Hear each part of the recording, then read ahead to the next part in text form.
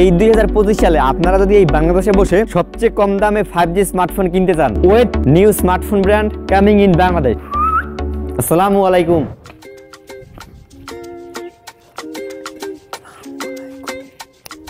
কেমন আছেন সবাই? যদি ভুল না করি, বাংলাদেশে ইউমি ডিজিআই নামক একটা চাইনিজ ব্র্যান্ড গতকালকে তাদের অফিসিয়ালি 4টা স্মার্টফোন রিলিজ করছে। ফোনগুলোর ডিটেলসটা আপনাদেরকে একটু পরে জানাচ্ছি। তার আগে ব্র্যান্ডটা সম্পর্কে কিছু বলে নেই, না হলে আপনারা টাকাটা ঢালবেন কোন জায়গায়।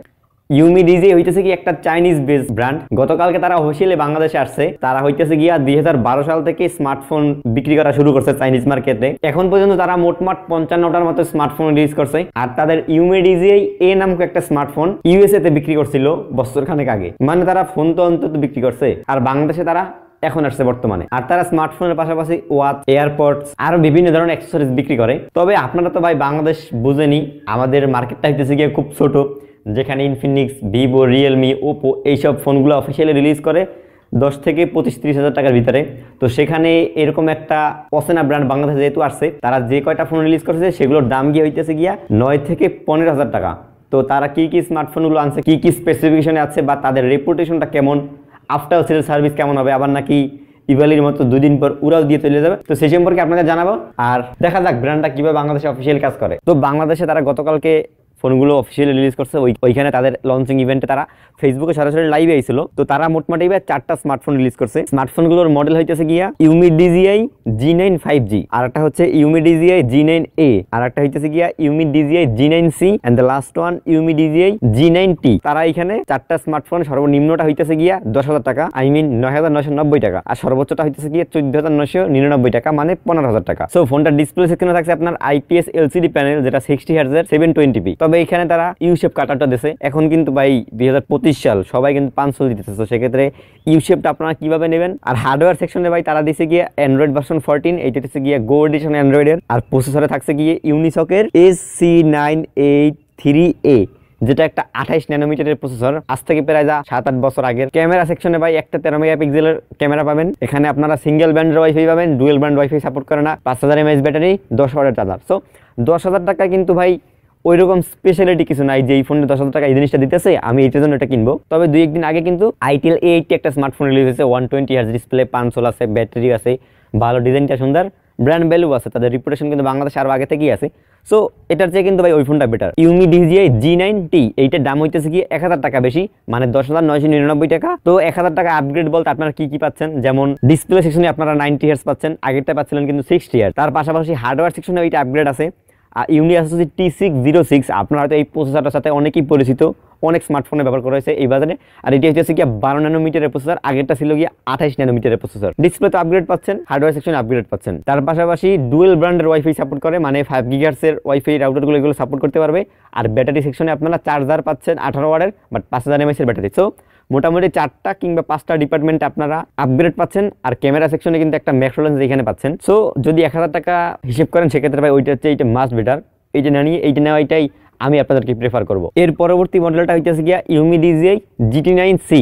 এইটা আগেরটার চেয়ে 2000 টাকা বেশি, মানে 12,990 টাকা, 13,000 টাকা। তো এইখানে আপনার আপগ্রেড কি কি পাচ্ছেন যদি 2000 টাকা খরচ করে? ডিসপ্লে সেম আছে ভাই, HD+ 90 Hz 260 ppi, কোনো আপগ্রেড নাই, 500 আছে। হার্ডওয়্যার সেকশনে একটু আপগ্রেড আছে, আপনার এটা অ্যান্ড্রয়েড ভার্সন 14 পাবেন। তার পাশাপাশি মিডিয়াটেকের হেলিও G36, এইটা কিন্তু 12 ন্যানোমিটার একটা প্রসেসর। আগেরটাই আসলে গিয়া ইউনিসকের টাইগারের প্রসেসর, তো ওইটার চেয়ে কিন্তু মিডিয়াটেকেরটা একটু বেটার। তার সাথে আপনারা এইটাই পাচ্ছেন গিয়ে 6GB RAM, আগেরটাই ছিল গিয়ে 4GB। আর ক্যামেরায় আপগ্রেড আছে ভাই, এইটাই পাচ্ছেন আপনারা 50 মেগাপিক্সেলের মেইন ক্যামেরা, আর আগেরটাই ছিল গিয়ে 13 মেগাপিক্সেলের মেইন ক্যামেরা। তাছাড়া ব্যাটারি টাটারি, চার্জার এইসব ঠিক আছে। ডিজাইনটা একেবারেই সেম, এই দুইটা ফোনের ডিজাইন আপনারা বুঝতে পারবেন না কোনটা দেখে কোনটা, বাট হার্ডওয়্যারে ইন্টারনালি কিছু পরিবর্তন আছে। তবে 10,000 টাকা যে স্মার্টফোনটা, ওইটার চেয়ে যে 11,000 টাকারটা, এটা 1000 টাকা আপগ্রেড করলে মোটামুটি 5-6 জায়গা আপগ্রেড পাচ্ছেন। বাট 11,000 টাকাটা দিয়ে যদি 13,000 টাকা আপগ্রেড করেন, সেক্ষেত্রে খরচ করতে হবে 2,000 টাকা, বাট ইন্টারনালি তত একটা বেশি আপগ্রেড পাচ্ছেন না।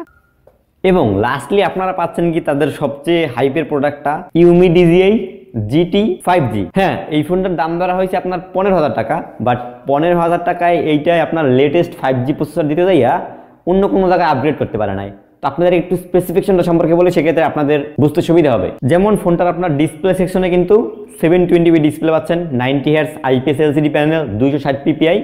তার পাশাপাশি এই 2024 সালে আপনারা কিন্তু ইউ শেপের ডিসপ্লে পাবেন। পাঞ্চল এইখানে কিন্তু মাস্ট দেওয়া উচিত ছিল, কিন্তু ডিসপ্লেটা ইউ শেপের হইলেও যথেষ্ট ছোট আছে, দেখতে কিন্তু অনেক সুন্দর লাগে। আর হার্ডওয়্যার সেকশনে তাদের সবচেয়ে বড় আপগ্রেড এখানে ইউনিএসওসি T765, এইটা হচ্ছে গিয়ে 6 ন্যানোমিটার বেজের একটা প্রসেসর, যেটা কিন্তু লেটেস্ট প্রসেসর, যেহেতু 5G ইমপ্লিমেন্ট করছে হয়তো 1 কিংবা 2 বছর আগের।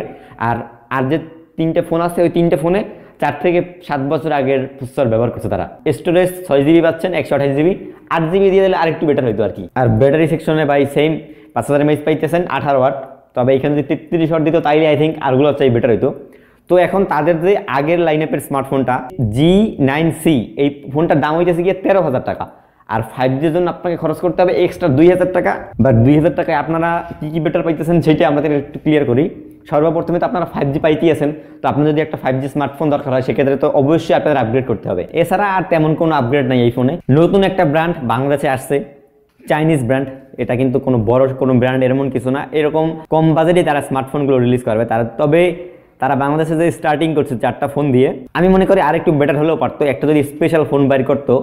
আর যেমন কিছু কিছু ব্র্যান্ডের থাকে না একটা ইউনিক ফোন যার জন্য তারা পপুলার হয়ে যায়, তো এই 4টার মধ্যে আমার একটা ওই রকম ফোন মনে হয় না যে তারা ইন ফিউচারে বাংলাদেশে কিছু করতে পারবে বা তারা অনেক অ্যাগ্রেসিভ মার্কেটে প্রাইস রিলিজ করবে, তেমন কিছুই নাই।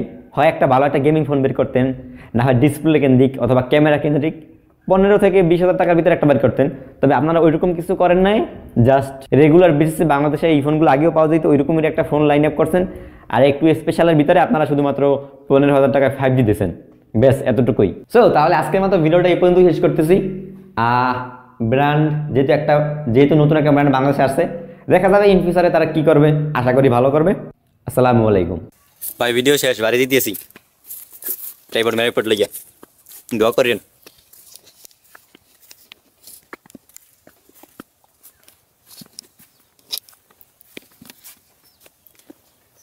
Oh yeah.